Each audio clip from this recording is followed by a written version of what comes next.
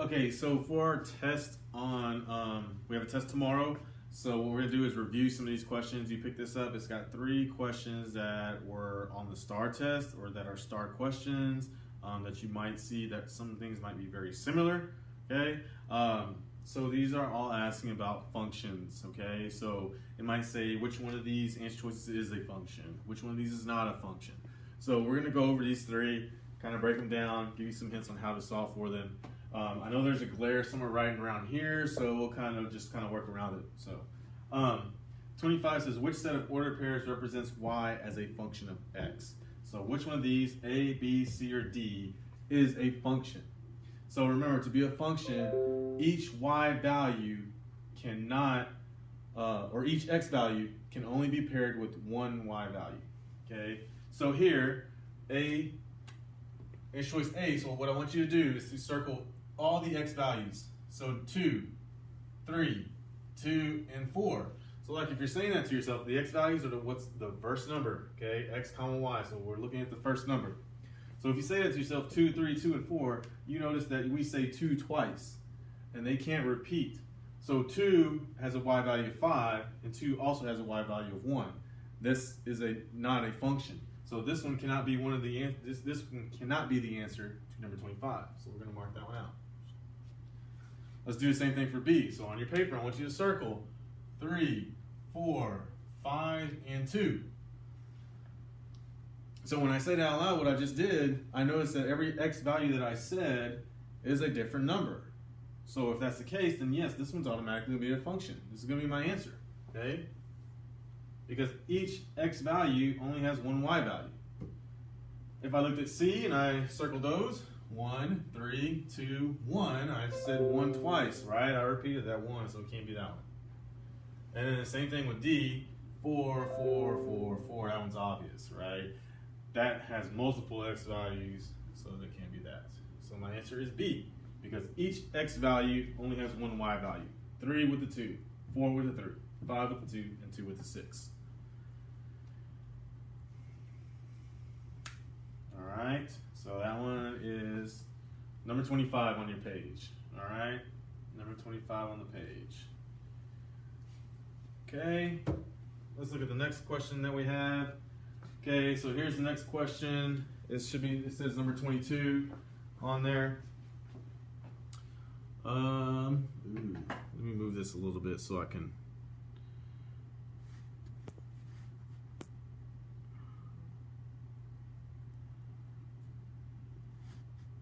This is going to be a little bit difficult, but we'll be okay. All right, it says triangles PQR and RST are similar right triangles. Which proportion can be used to show that the slope of PR is equal to the slope of RT? So here is PR. PR is this point right there. P and R. RT is going to be my triangle here, which is the bigger one, and it's kind of going like that. So they're equal, all right? So look at my answer choices, F, G, H, and J. So if you notice, these answer choices are written, okay, just like what we did for the y2 minus y1 when I had the y's on top and the x's on the bottom, and they're equaling each other. So like this small one equal to that one.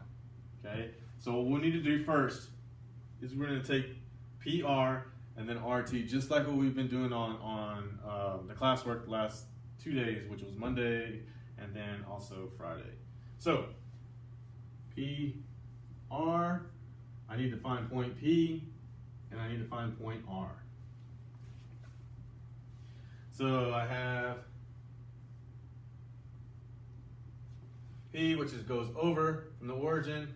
I'm at -7, and then it goes up to 7. So -7 up 7. And R, which goes over to the -4, and then it goes up 3. So now I can do my equation, what it would look like. I'm not solving it as you see, I just have to set it up. So 7 minus 3 over -7 minus -4.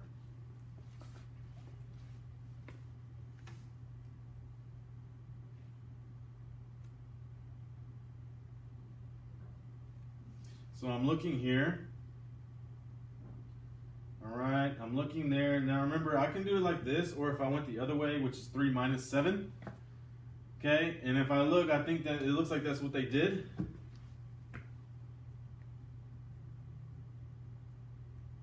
Okay, so if I went 3 minus 7 and also went up -4 minus -7.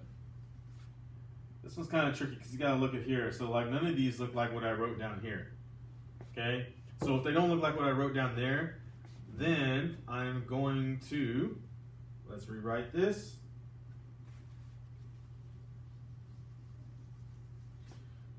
PR, okay, so remember P was -7, comma 7, and then R was -4, comma 3.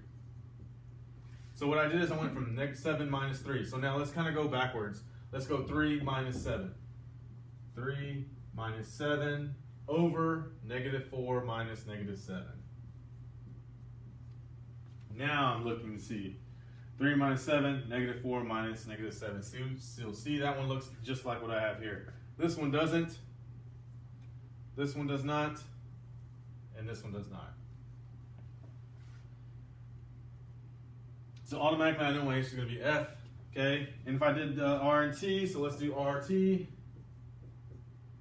I know R is -4, comma 3. T is 2, -5. So I got to go like down, up, just like I did here. So -5 minus 3 over 2 minus -4. And these equal to each other. -5 minus 3 over 2 minus -4. So we had to kind of do a little work around that one. So, all right. Still not difficult. We just have to we had to play around with this one. Instead of going down like we did, we just went up 3 minus 7, -4 minus -7. All right. That was that one. So, let's put it off. Okay. Let's look at the next one.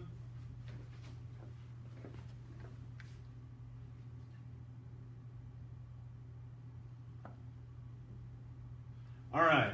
Which graph represents y as a function x? Again, I know like the glare is coming right here. So we're looking at which one of these is a function. Okay. So remember, on our graph, in order to be a function, it cannot like cross one of these x values, these lines that are going down. It can't hit more than one time. It can only hit one time on there. Okay. So f was kind of like one of the ones we had on the homework. Okay. The one on the homework was going like this. Now this one's just going backwards that way. Okay, so like if I looked at this line, this x value right here, which is -1, this line hits there, and it also hits there. Same thing here, okay, it hits there, and it hits there. And then so on and so on. There, there, there, there. So this one's not a function because look, it hits in the vertical line test, it hits twice in one spot, so it's not this one. Okay, H, okay, the line goes straight down like this. I mean, if it goes straight down like that, then this hits all these x values there.